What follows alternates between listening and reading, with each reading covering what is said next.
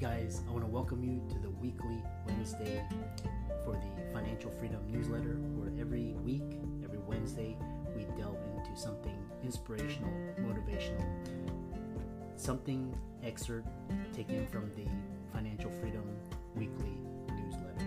Wherever you are, if you're listening on Spotify, on iTunes, Google, be sure to click the like, subscribe, share, comment. And without ado, let's get into the show. Hey guys, welcome to this week's podcast episode for the Financial Freedom Podcast.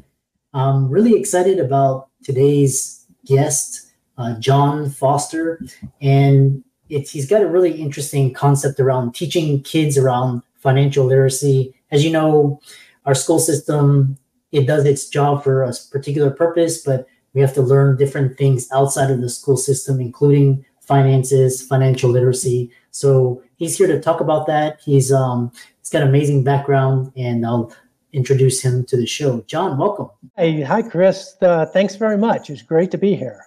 Yeah, like I said, you have an interesting work, very important work. Tell the audience about yourself and how you got started. So, today my company, Middle School MBA, we're revolutionizing the way business and economics is taught, younger, faster, and better than ever. I got into this, I had a long career in industry. My background is engineering and management. And so I worked through plants and startups and M&A and all that sort of stuff, corporate strategy. And along the way, I volunteered for Junior Achievement. It's a very old charity that teaches business to kids. And I kept adding stuff to the curriculum as things went on. And one day I just had my own curriculum. So I was teaching that in schools, and everybody loved it. And one day I was walking to class, and I said to myself, why am I teaching 14 kids? I should be teaching 14,000. And so that's when I built all the tools that I always wanted to teach with, and put it online and kind of crafted it into a curriculum that any teacher can use. So we're able to drop in, and we do drop into any school in the world essentially overnight and bring extremely high level business, economics, and entrepreneurship to kids as young as 10 or 11 years old. That's amazing. And so this question, one question is, because we have Khan Academy, and there's I actually had the Tuttle twins. Yes, Connor Boyack. Yeah, Connor Boyack, and Connor's a great guy. Yeah, talking about the libertarian approach, homeschooling. It does, like I said, the modern school system has its merits and achieves its purpose for a certain achieves an outcome for a certain purpose, but as you know, it doesn't prepare for things outside of that scope. So talk about your how this incorporates. Is it extra? Can it replace the school system? All of that. Yes, well, we do summer camps in school, after school, and we're in private schools, charter schools, home schools. So what we've done is our revolutionary turn is to make it super simple. And the funny thing is, we've actually gone back to the way to the concepts that people used prior to, say, the 1910 or 1920. Keynesianism came into the fore, and economics started to become mathematized to such an extent that it was separated away from business. It's really its origins. When Aristotle first looked around and said, "Hey, what's going on with this commercial stuff? People are making things and selling them, and selling their time and paying wages and exchanging money and charging interest on money." He's like, "What the heck's going on here?" And this is over 2,000 years ago. He got a lot of things right, but the focus was, how does this commercial world work? What are the principles? What are its nature? And that's where economics went, well, for 2,000 years, and then some, slowly finding its way to the real principles that describe free markets. And then it took a very bad turn in the early 1900s and became very, very mathematical and very disconnected. And so now everybody hates it, and they think it doesn't apply to anything. It's very removed from reality, and we're bringing all that back. We start with business concepts, and we have a 3D model, which shows the economy as being a big network of businesses hooked together, transforming natural resources into products. That's what actually happens. This product allows you to literally trace things around with your finger to understand what's happening with money flows and product flows and all that sort of thing. And so in taking that view, we can zoom into the model and say, okay, this is a business. How does it operate? What is its P&L, et cetera, et cetera. And then we zoom back out and we have everything in context. And so that's sort of the backbone of the course. We're able to, if we want to talk about prices, we zoom in on prices in the model, and then we talk about really, really deep things like what is a price and where does it come from, and why is money on one side of the equation? And by the way, what is money? And where does money come from? What are its properties? How do we recognize it from something else? And again, we're doing this with kids 11, 12, 13 years old. So it's really, really exciting to be able to bring those concepts. And their teachers and their parents, they come back and say, oh my God, I always wanted to understand all of this. I'm so happy to see this happening. Yeah, it's really interesting. It's great to see the work that, for example, Kip and most of my learnings about what money is was, after the, 2000 and 2008, digital assets and, these banking crises, learn how the money system works and how the banking system is not served for you, it's served for the government and the central banks. And especially one thing is like money is fundamental, like to pay people, you have to have a roof over your head, you have to have food, clothing, shelter. But then schools are talking about like the Pythagorean theorem and like all these like very esoteric concepts. And what sort of pushback have you gotten from, this educational, infrastructure and all of that? It's sort of a bifurcation for a lot of people in education, business and finance and money is just not a thing. They weren't taught that when they went through the system. And, if maybe you're a principal and you've gotten along just fine, not really having studied it. And so maybe you're just ambivalent about it. You say, okay, whatever. and not interested. But on the other hand, then our customers are schools and principals that are really ambitious for their kids. And they take this really wide view that we want our kids to know everything. We want them to be prepared for everything. And so there's like an entrepreneurship wave that's moving through education now. And so in many cases, we're really welcomed with open arms. In those cases, it's very gratifying. And also there's an even larger movement in the U.S. to relook at civics education and kind of back away from maybe some of the more soft, woke sort of issues and get back to some stuff with more meat in it. And if you really want to understand American government and American philosophy and the Constitution and all these things, economics is essential. Our founders understood it 100%. There's this unbreakable link between personal liberty, owning yourself, and owning your possessions, and free market economics. I mean, free market economics is what happens. A marketplace is people who bring the stuff they own and freely exchange them with other people. It's the only way that market prices can form.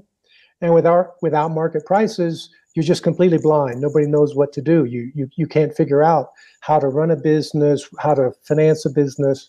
Prices are just essential. And in order to have prices, you have to have private property. There's no substitute. what we see a lot of times is, in the extreme cases, the early days of the Russian Revolution, they actually completely outlawed money in certain areas. And in less than a year, people were literally starving. There was nothing there. And, in North Korea, where prices are suppressed, and then there you have just utter poverty.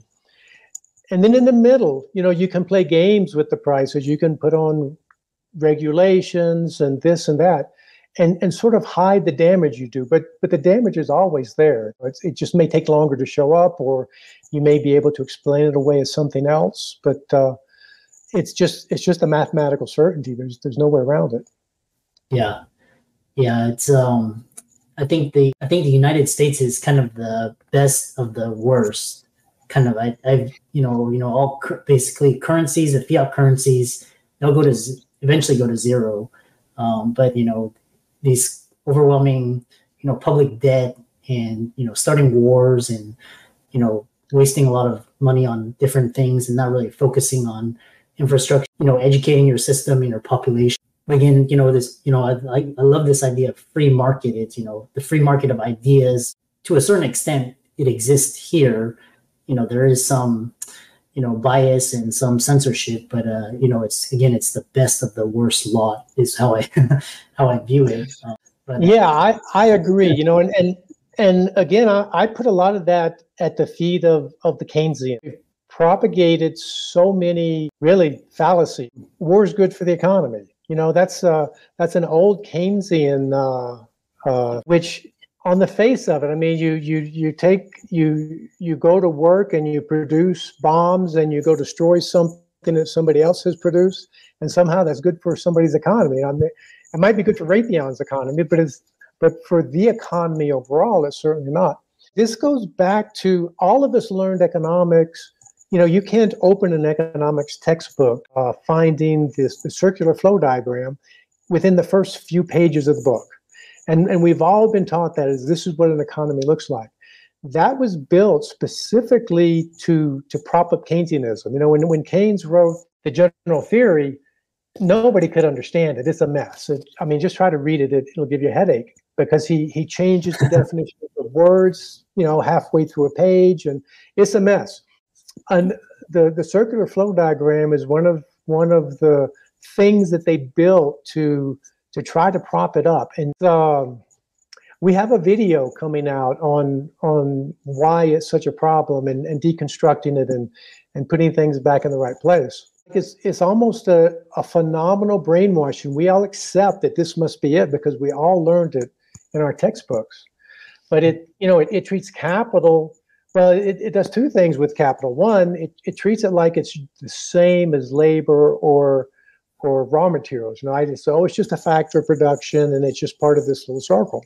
That's one thing that they do wrong. But also notice, in the first chapter of the book, they say, okay, the factors of production are land, labor, capital, and entrepreneurship. And then you never hear anything about capital anymore. There's no discussion of what is capital, where does it come from, what do you do to be friendly to it, et cetera, because those questions don't fit the math of economics the way they want to do it. Yeah.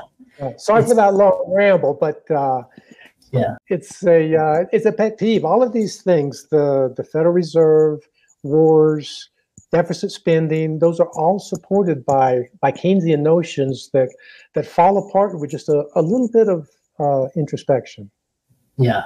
And I love how you're getting kids exposed to these ideas, because the problem with fiat currency is it's basically, I was reading, there was a really great quote, is whoever controls the money supply is one of the most powerful people, more powerful than the president. So you look at Jerome Powell, more powerful than Biden, because he controls the cost of the money, and he sets the interest rates. All economic activity based on the U.S. dollar as the reserve currency. That's a huge, in one person, and you have people like talking like hours and hours analyzing what he's saying in his comments, and it's that's not a yes, and like we said earlier, if you don't have a market price for something, then you can't make a rational decision. And interest is the price of money. It's one of the most important prices in the marketplace. David Stockman is constantly saying that. And it's the cause of the boom and bust cycle. It's the cause of inflation. It looks very complicated when you look at the banking system, but at its root, if you can just print money for free, that's the greatest business in the world. And who can resist it? Even if the first guy who's involved is an angel, sooner or later, someone a little less angelic is going to get control, and then that's it, right? You've got the fox guarding the hen house. Yeah, it's amazing how fragile our economic system is, really, like, especially in March of 2020, just the extent in the magnitude and the rapidity of the bank runs,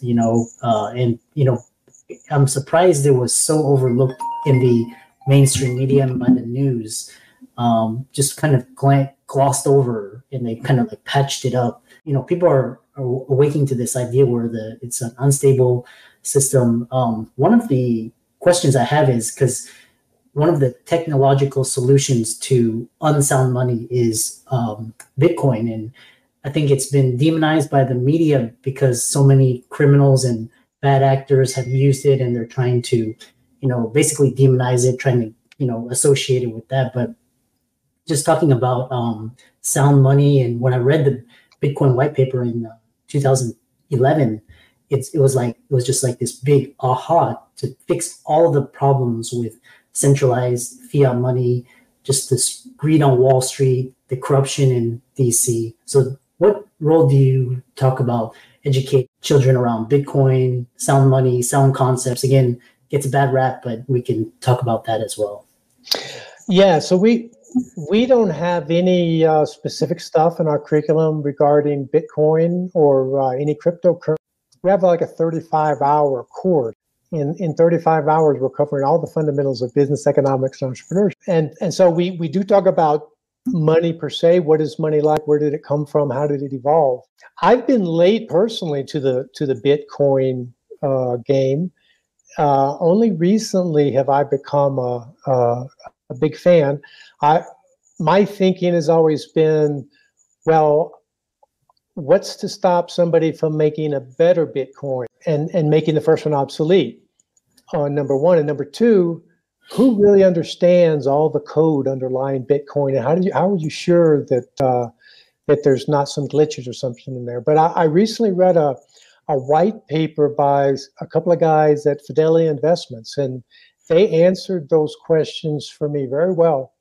Yeah. And so I'm totally on board now with Bitcoin and put in some percentage of my assets that direction. I think it's too big of a topic to address with our kids. We just don't have the time for that. We have so many things on the drawing board. We want to add stuff about contracts and insurance and show how these things work. So I mean, maybe there's a crypto lesson out there somewhere in the future, but for right now we don't have it. Yeah, but go ahead. Sorry. And I guess what I should also say is, when we're teaching kids, we're very careful to stay on the dead facts, things that are essentially incontrovertible. I think it's criminal to mislead a child, and so we don't. Even though my own feelings are very, very free market, I'm careful to call that out with them. And, we say, look, here's the mechanism, here's the linkage, how you get from here to there. Examine that linkage, decide for yourself if it all works. And for God's sakes, don't believe me just because I said it. When the crux of critical thinking is that every step has to make sense in your own brain. And if it doesn't, you just set aside accepting it until that does. So we're very, very careful not to propagandize kids. I think when they know the facts, they make the right decision, and we see that time and time again. But I'm extremely careful to point out my personal biases and warn them not to fall prey to them. Yeah, I love that. And so kind of as we come to the end of this really fascinating discussion around financial literacy, economics, educating our kids, sounds like you're doing a lot of great work. And I'm curious, how can people contact you, check out your work, reach out to you, etc.?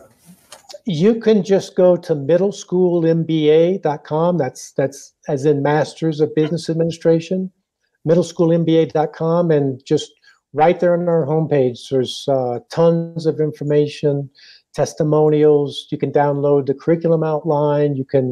There's sample lessons, or free lessons. If you have a school or just homeschool, everybody teaches scarcity and supply and demand. You can get those lessons free on our website, and they're the best thing on the market. You might as well use the best.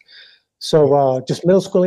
If you want to contact me, you can through the website there, through our Connect page, and be happy to help your listeners however we can.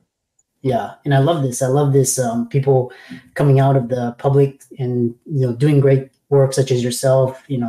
Others really democratizing, kind of getting equal access to education and information, which we would not be able to do without the internet and just all this technology. Yeah, while we're at it, I might mention we have a interesting project in Africa with University of Buckingham. We're taking best curriculum there is and making it available at very, very low cost to schools that don't even have power. They might have a roof, but they don't have a floor. These are the poorest kids in the world. And because of technology, we're able to get projectors, battery-powered projectors out of China for $20. FO equip these classrooms with these just great curriculum that would seem unimaginable. And one day, once we have it working with economics, the idea is that we use the same platform for history and math and whatever. You find who's the best math teacher in the world, and we plug them into this platform. And the results, when all these, we're talking about over 1 million kids at this point, and there are many, many more, of course, in Asia and Africa. And the wealth and the knowledge that kind of thing can release over the next 10, 20, 30 years is just incredible. Yeah. And I love this. We'll have to have you on as in the future, for another webinar or podcast, and all of John's resources will be in the links and show notes. And I love the work that you're doing, empowering people around financial literacy. And with that, thanks so much for coming on to the podcast. Thank you, Chris. I so enjoyed it.